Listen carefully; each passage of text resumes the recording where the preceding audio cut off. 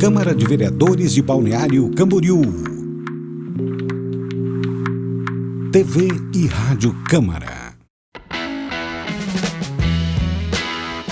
Vai Dar Política.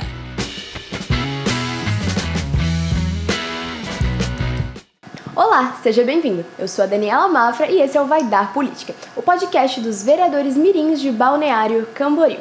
E no tema da nossa conversa de hoje é Mulheres no Espaço de Poder. E para o nosso bate-papo, eu estou muito bem acompanhada. As nossas convidadas especiais são a vice-presidente da Câmara de Vereadores de Balneário Camboriú, Jade Martins. Seja bem-vinda, vereadora. Muito obrigada, é um prazer enorme estar aqui batendo esse papo nessa mesa linda, só de mulheres.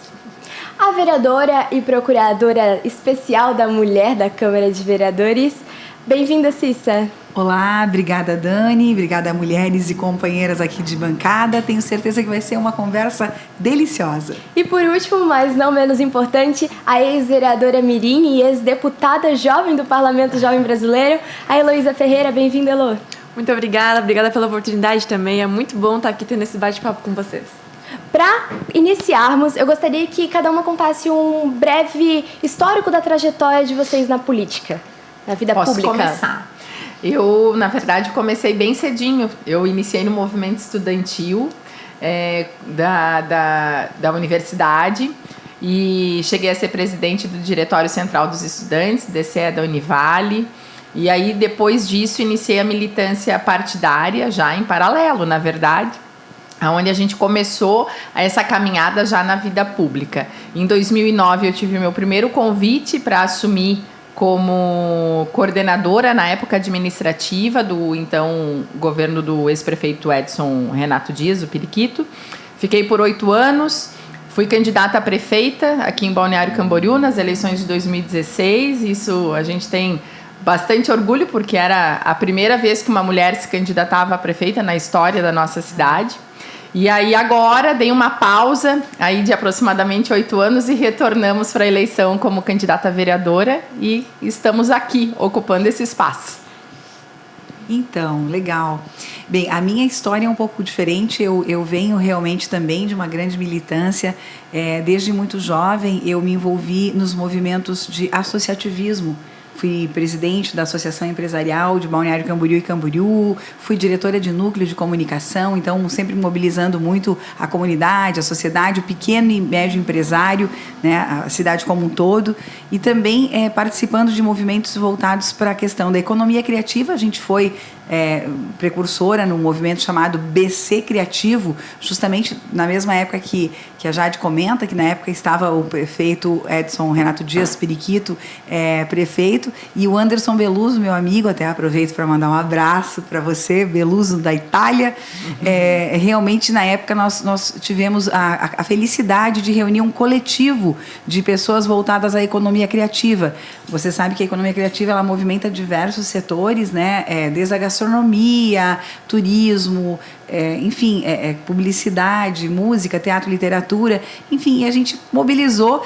Foi onde eu olhei pela primeira vez para a questão política, justamente para apoiar um amigo candidato. Beluso saiu a vereador à época, e a gente acabou se engajando. Em 2020 foi a primeira vez que eu estreiei no partido político, acabei escolhendo o PDT, partido onde eu estou até hoje, e fui a primeira também candidatura coletiva de mulheres, chamado Coletivo da Cultura. A gente fez uma estreia ali, éramos em 5 mulheres, chamado Coletivo da Cultura. Foi muito bacana a primeira experiência na política propriamente dita. Bom, eu comecei muito nova, né? Tive experiências políticas muito jovem. Sempre gostei, desde criança, de acompanhar eleições, de acompanhar jornal e entender um pouco sobre como funcionava o nosso país. E com 12 anos eu tive a oportunidade de ser eleita no Sem Ivo Silveira, enquanto vereadora mirim. E desde então eu não parei mais. Quando o bichinho da política pica a gente não consegue, né?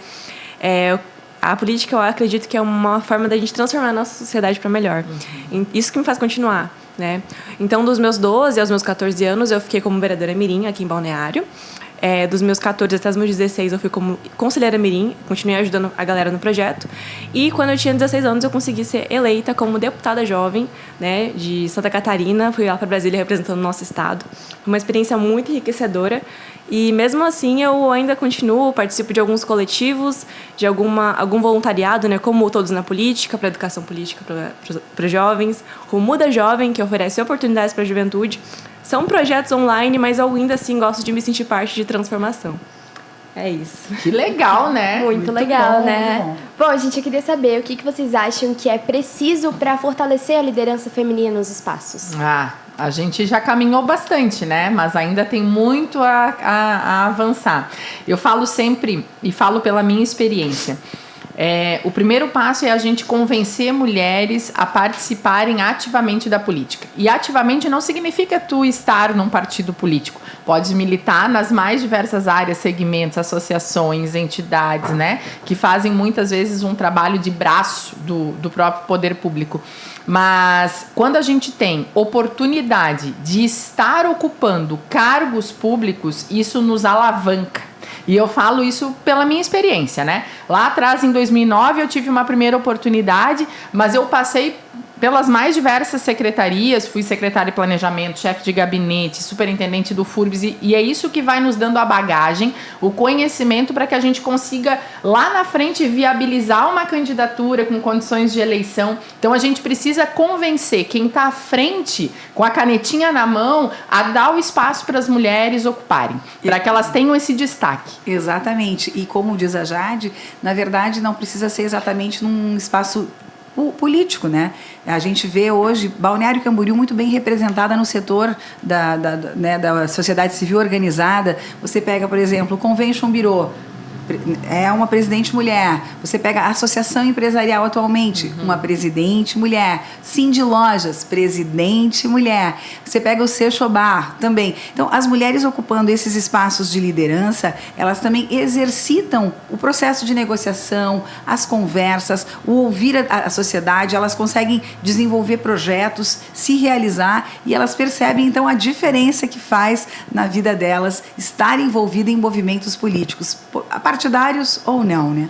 Exatamente. Então, são duas palavras: incentivo e oportunidade. É preciso dar caminhos para que a mulher consiga alcançar a liderança, estrutura, né? E a própria mulher deve acreditar que sim, é capaz de alcançar a liderança. Então, é isso, incentivo e oportunidade. E rede de apoio, porque Com ninguém certeza. faz nada sozinha. A gente sempre ouviu a frase dizendo, atrás de um grande homem existe uma grande mulher. Eu costumo dizer que ao lado de uma grande mulher existe também um grande homem. Verdade. Porque a gente precisa que a gente, né, eu falo não no gênero, mas eu falo na parceria, no companheirismo, as pessoas da família, os amigos, todos de alguma maneira tem que se engajar e apoiar e de alguma forma incentivar e estimular que essa mulher se realize naquele espaço de poder, seja ele, como eu falei, né, político ou não. E a gente percebe que às vezes, conforme a gente vai avançando numa carreira política, algumas pessoas vão deixando de conviver com a gente. Você pode perceber isso na sua vida, né? Ficam poucos ali, a gente chama, fica o núcleo duro, aqueles amigos mais próximos que gostam de você, sabem que você não vai ter tanto tempo, mas que amam e veem que você está se realizando, está feliz. Então, a rede de apoio é essencial. É verdade. Com certeza. E, gente, vocês sentiram, assim, algum tipo de rejeição quando se candidataram por serem mulheres? Eu falo bem legal sobre isso, de uma experiência que eu consigo trazer de 2016 e uma experiência agora em 2024, né, como candidata. Em 2016 eu sentia resistência, eu sentia um olhar de desconfiança. Tudo bem, era a primeira vez que uma mulher se candidatava, né, em Balneário Camboriú, na condição de candidata a prefeita, mas existia aquele olhar de dúvida de se realmente ela é capaz, será que ela tem esse conhecimento, por que ela chegou até aqui? E aí vem a pergunta do como você chegou a ser candidata a prefeita. Então, sempre duvidando da nossa capacidade, da nossa interlocução, das nossas relações, do nosso profissionalismo, né? Então, eu falo que a gente enfrenta as barreiras porque a gente precisa o tempo todo estar se autoafirmando, Exato. né? Eu até cumprindo essas posições. Corroborando com o que você está falando, eu vou comentar com vocês o que aconteceu comigo. Quando eu fui pedir para uma pessoa me apoiar na campanha, eu falei, olha, eu estou candidata a vereadora em Balneário Camboriú, você me conhece tanto do Lions, do movimento, né, que eu comentei há pouco, né, da associação, e todos os espaços que eu ocupei, você sabe que a gente vem construindo um grande trabalho. Eu disse, agora chegou a vez de eu estar vereadora. Aí a pessoa, né, um homem, obviamente, olhou para mim e falou assim, você não quer apoiar algum candidato homem primeiro? Seria bom para você. Se você apoiar um homem, na próxima pode ser que ele deixe você sair. E eu fiquei escutando aquilo, eu falei, eu tô ouvindo isso. Aí eu disse, olha, eu já amadureci essa proposta, né? Eu já tô preparada, eu quero sair, eu tenho projeto, tenho nessa condição, me sinto preparada, né? Não que eu não acredite que os homens façam um ótimo trabalho, mas também agora é a vez das mulheres. É isso aí, e a gente precisa pontuar isso muito firmemente, sabe? A eleição de 2024 era um outro ambiente. Eu me senti num ambiente mais confortável, mais seguro. As pessoas já estavam numa fase de uma consciência mais ampliada. Se discutia muito a necessidade do espaço ser ocupado por mulheres. Eu ouvia muito em 2024, que eu não ouvi em 2016, eu quero votar numa mulher. É isso verdade. A gente não ouvia. Eu, inclusive, também ouvia essa afirmativa dizendo, que bom, né? Por mulheres na política. E a gente vê que os jovens, especialmente, eles estão realmente ansiosos por ter essa equidade de gênero no espaço da política. São principalmente eles que comentavam dessa maneira quando eu me apresentava. E olha, eu sou uma mulher madura, né? Tenho mais de 50 anos, me considero jovem porque sempre lidei com muitos jovens, então procuro buscar um pouco beber da fonte da sabedoria que a juventude tem, né? Da flexibilidade e assim, não deixar as coisas ficarem enferrujadas como ser humano, né? A gente não pode estacionar, né? A gente precisa continuar. E realmente eu dizia, poxa, mas que bom saber que eu te represento. Sim, você me representa, você é uma mulher e você tem uma capacidade de muitas vezes fazer o que às vezes uma jovem não vai ter. Porque aí entra essa questão, parabenizando a Elô pelo trabalho dela, que ela deve daqui a pouco dar o seu testemunho, mas como as jovens também muitas vezes estão desencorajadas. Então tem a questão ou muito jovem, ou muito velha, ou mulher. São várias as características do preconceito na política, né? Muitas. Total. E abordando a temática da juventude, defender uma equidade de gênero, e falando sobre a mudança de uma eleição para outra, que a Jade abordou, eu devo falar que eu, enquanto uma mulher jovem, não tive prejuízos tão aparentes, né, nas minhas campanhas e nas oportunidades que eu tive de estar à frente, né, num cargo de liderança. Mas elas existem. A violência política de gênero existe, é uma realidade. Nós, enquanto mulheres, somos contestadas e postas à prova das nossas habilidades 2 vezes mais do que qualquer outro homem, né? E isso é um fato. Mas se hoje eu não tenho prejuízos aparentes na minha trajetória, foi porque mulheres lá atrás lutaram para que eu conseguisse me estabelecer no meu lugar e ter o respeito, ter uma confiança, né, enquanto líder. A gente teve, na década de 40, a primeira mulher eleita deputada. Na década de 1970, a primeira mulher senadora. E, em 2016, no Senado, que foi ter um banheiro. Então, como assim? Uma casa legislativa que não é preparada para receber as mulheres? Eu visitei esse banheiro, tá? Então, Eu fiz questão, visitei o Senado e usei o banheiro histórico, né? das mulheres. Então, são avanços importantes que vieram de um legado lá atrás. Então, se hoje podemos estar aqui discutindo sobre isso, foi porque mulheres lá atrás lutaram para que a gente pudesse ter esse direito, o direito do voto, o direito da voz e de poder ser respeitadas. É muito importante a gente também olhar para a nossa história local aqui em Balneário Camboriú, né, com todas as legislaturas que já se passaram. Somente 9 mulheres vereadoras ocuparam eletivamente o cargo. As que tiveram também ocupando às vezes como suplente em mandatos assim provisórios, né, mas eleitas de fato somente 9 mulheres. E essa é a primeira vez que a Câmara dos Vereadores em Balneário Camboriú tem 2 vereadoras, né, Jade? Primeira vez. E deixa eu fazer o apontamento. A realidade é totalmente diferente na Câmara Mirim.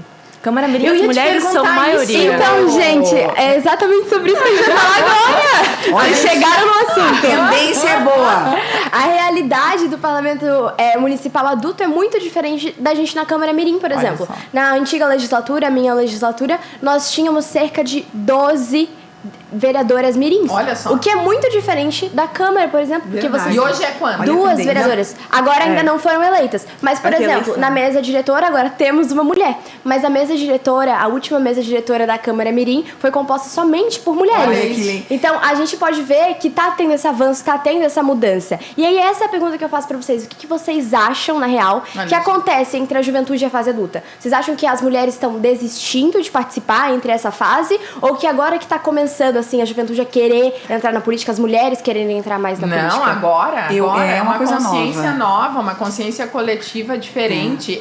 Quando eu fui presidente do DCE, da Univale, eu fui a segunda mulher na história da Univale a ser presidente do DCE. Nós nunca tivemos uma reitora mulher na Univale. Nunca tivemos uma reitora. A minha chapa, eu digo, a minha chapa lá do DCE era predominantemente homens. Muito mais homens se interessavam em participar do movimento estudantil.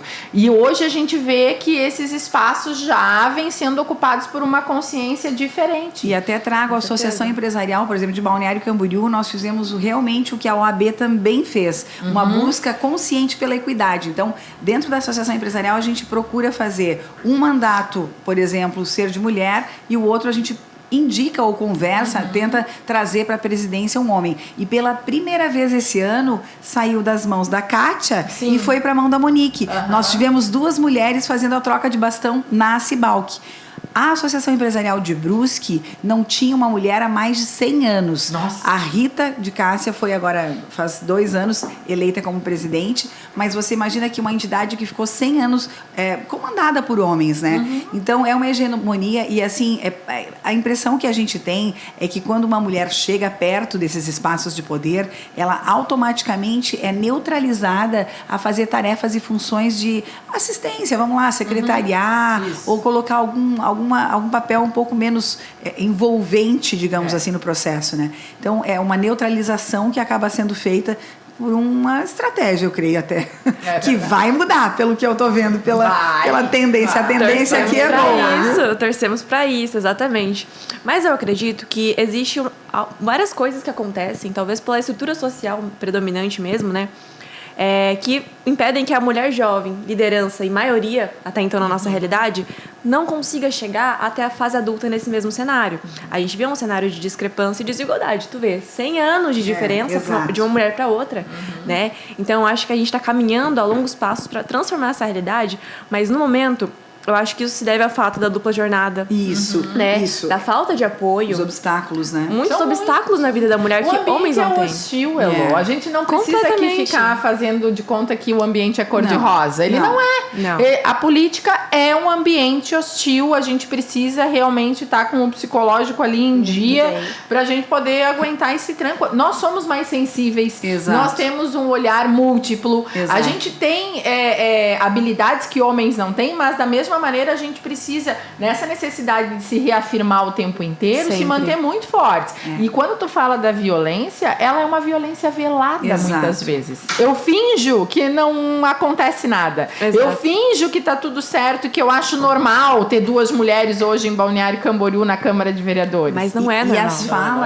as falas, elas são, muitas vezes, assim, são pequenos comentários, entende? Que te desqualificam. Sim. É uma coisa muito impressionante a forma como eles criam, né, essa narrativa para a pessoa chegar a refletir se ela realmente faz parte daquilo. Eu ouço o desabafo de outras lideranças femininas que estão em locais, né, até dentro de uma própria estrutura governamental, dizendo assim para mim, meu Deus, eu estou fazendo o meu melhor. E você acha que talvez essas perguntas eles se façam também? Será que os homens se preocupam tanto em, meu Deus, eu estou fazendo o meu melhor? Exato. Me parece que eles são tão naturais nos espaços que eles ocupam, eles não refletem tanto, não se preocupam tanto. A mulher não, ela já fica na camada mais profunda. O que eu posso fazer para ser mais eficiente? Como eu posso entregar o meu melhor ainda? E isso é um desgaste muito grande. A única coisa que me dá uma certa esperança em relação a esses obstáculos que nós comentamos da jornada dupla é que eu vejo que a juventude já não aceita mais ambientes machistas. Não. Eu vejo porque a gente convive com uma família, minha família é muito grande, muitos sobrinhos e sobrinhas, e eu percebo a relação dessas minhas né, sobrinhas e pessoas próximas a mim, como elas estão construídas, embasadas em relações de equidade dentro da própria casa. Não vejo mais elas tendo que preparar a comida do marido, e, meu Deus, socorro, ou ela esquentar, né, tá ali o micro-ondas, tá ali a panela, vai lá, faz. Aliás, eu tô esperando ele chegar para ele fazer alguma coisa pra gente comer. Eu ouço coisas que eu fico tão feliz e pensar que as nossas avós, bisavós, tataravós jamais poderiam desfrutar de um espaço como esse, né? Mas para te ver o tamanho da nossa responsabilidade, né, Cissa? Eu falo assim, nós, a Elô que ocupa o espaço, a Dani que ocupa o espaço de liderança, a gente tem que pavimentar cada vez mais esse caminho, para que as próximas que venham não tenham as dificuldades que a gente teve, que o caminho seja mais leve, mais tranquilo, que não precise ter tanta justificativa para as coisas. Não, é um processo natural e a gente vai avançando da medida que quem nos antecede fortalece essa relação. E para isso né? acontecer, a luta tem que continuar. A gente tem que pavimentar caminho para a juventude conseguir alcançar isso no amanhã, né? É isso. Eu faço muita questão de sempre falar no nome da Jade, vereadora Jade, onde eu vou, vereadora Jade, eu sempre falo da Jade, porque assim, eu faço questão que mulheres que ainda não estão conosco, né, e que não ocuparam esses espaços, entendam que enquanto uma mulher não der a mão para outra, ninguém vai dar. Então, que a gente seja as pioneiras, né? Agora é a primeira vez que a gente tem 2 mulheres na casa. Sempre faço muita questão de, né? Tanto a prefeita também, a Juliana, a primeira prefeita mulher em Balneário Camboriú, é um momento de 60 anos. De muita assim, conquista, é uma conquista evidente e que, se Deus quiser, não retrocede nunca mais. Só aumenta, só melhora. Tomara, né? Vai Verdade. melhorar. Isso é algo que deixa a gente muito feliz, né? Ver que tá mudando um pouco o cenário, assim, que as mulheres estão se interessando mais, que os jovens estão se interessando mais, né? Me deixa a gente muito feliz. E Dani, a gente precisa, eu falo isso, eu friso em todas as minhas falas, eu faço questão de falar. Quando a gente discute participação política, a gente não está querendo falar que a mulher tem que ser mais do que o homem, que eu preciso ter mais oportunidades. Não, a gente só precisa ter a igualdade. Mas a gente precisa que homens nos apoiem, que homens abracem essa causa e que venham junto conosco fazer esse reforço nessa fala da necessidade da ocupação de espaço, porque sozinhas a gente não vai conseguir chegar. E agora então, que a gente eu quero entrar deles. até num tema um pouco polêmico, não sei a opinião de vocês, mas a gente fala da cota para mulheres nos partidos, né? Os 30% de cota, que até algumas pessoas chegam para mim e falam assim, não deveria ser 30%, deveria ser 50%, e outras falam, poxa, mas se a mulher é boa, não precisaria de cota. Enfim, é uma polêmica que ainda há em relação a esse tema, né? Mas eu vejo que ela foi uma alavanca mínima para nós estarmos onde estamos hoje, né? O que vocês acham? Não, eu acho que é fantástico. Eu tenho uma opinião que, inclusive, o avanço da legislação eleitoral em garantir não só os 30% do gênero, mas garantir os 30% do fundo partidário, também foi muito importante. Eu não usei fundo partidário, mas isso é um auxílio para que aquelas mulheres possam, pelo menos, colocar sua campanha na rua, ter uma espécie de incentivo, porque senão fica na mão de alguns para ir lá e decidir, e eu vou distribuir somente o recurso para homens, né? Exatamente. Pelo menos a gente garante um fundo separado, com recurso separado, para fortalecer as candidaturas, né? Daí também entra essa questão das mulheres que estão, vamos dizer, entrando na cota dos 30, não estarem, de fato, interessadas em fazer um projeto para eleger mulheres, né? E sim, às vezes, é um projeto partidário. Então, tem que ter muito cuidado com isso, né? Para que as mulheres não sirvam de objeto até nesse processo, claro, né? Claro. Inclusive, a legislação avançou com as candidaturas laranjas. Exato. Porque antes, candidatura laranja não dava em nada. Ia lá o partido, preenchia os 30% da cota de gênero com mulheres que sequer faziam o seu próprio voto, né? Exato. Ou às vezes iam lá e votavam somente em si. Então, hoje a legislação avançou porque tem que ter comprovado. A despesa tem que ter abertura da conta, tem que ter material de campanha, tem que ter voto na urna, o voto não pode ser somente dela. Ou seja, a legislação pune hoje os partidos que não cumprirem com essa obrigação, e cai uma chapa inteira de partido, do partido inteiro. Exatamente. Então isso também faz com que os dirigentes partidários digam, não dá para eu colocar aqui qualquer pessoa, eu preciso realmente dar o apoio para que ela vá para a rua, faça campanha, consiga ter os votos dela. É bem isso mesmo. Exatamente. E para encerrar, Vocês acham que para a criação de políticas públicas mais assertivas é necessário que as mulheres estejam presentes nessa formulação? Com certeza. Absolutamente As mulheres sim. têm, sim, sensibilidade, empatia. As mulheres percebem situações e colocam aí projetos que jamais seriam contemplados se não saísse, né, de uma mente feminina. Isso é verdade. E a gente não tem que falar só de igualdade, né? A gente tem que falar de equidade também. Tem necessidades para a mulher que o homem não tem. E a licença maternidade para as parlamentares? Será que elas são exigidas da mesma forma que um homem? O homem não tem um tempo maior para poder cuidar do filho, né? Então é toda uma realidade diferente, uma parlamentar mulher e homem. Não só parlamentar, lideranças femininas no geral, né? A questão da maternidade é uma cobrança muito grande, né? É uma coisa muito grande. Então, sim, as mulheres devem estar presentes nesses espaços para poder lutar pelos direitos delas. Né? Então, Eu sou de um tempo em que eu trabalhava no Itaú, só para fechar mesmo. E na época eu engravidei, eu tinha recebido uma promoção poucos dias antes de anunciar minha gravidez. A promoção nunca veio. Quer dizer, aquele tempo nem galgava-se carreira no trabalho por ser mulher, né? Por estar optando pela na maternidade. entrevista de emprego, né, perguntam, né, se tem filhos, se pretende ter filhos, né? Exato. É uma realidade, felizmente. Então, infelizmente, o nosso tempo está chegando ao fim. Eu quero agradecer mais uma vez a presença das nossas poderosas mulheres de Balneário Camboriú. Muito obrigada, gente. Eu agradeço a oportunidade, espero que a gente possa cada vez mais ocupar esses espaços e passar essa informação. Quanto mais a gente falar sobre o tema, quanto mais a gente debater, mais a gente vai fazendo com que isso se torne algo que soa bem aos ouvidos e com naturalidade. É isso aí. Eu também, da mesma forma, quero me colocar à disposição tanto pelo gabinete como pela Procuradoria Especial da Mulher, que é um espaço de luta pelos direitos das mulheres. Então, quem quiser vir conversar com a gente aqui na Câmara de Vereadores, eu fico à disposição. Será sempre uma honra e poder contribuir para que mais mulheres estejam aqui do nosso lado.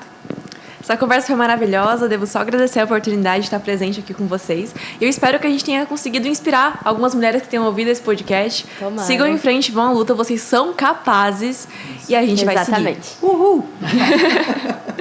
Então, ouvintes da Rádio Câmara, esse foi o Vai Dar Política. Nos acompanhem também pelas plataformas digitais Deezer, Spotify, YouTube e, é claro, o site da Câmara. Muito obrigada pela companhia e até o próximo Vai Dar Política. Vai Dar Política.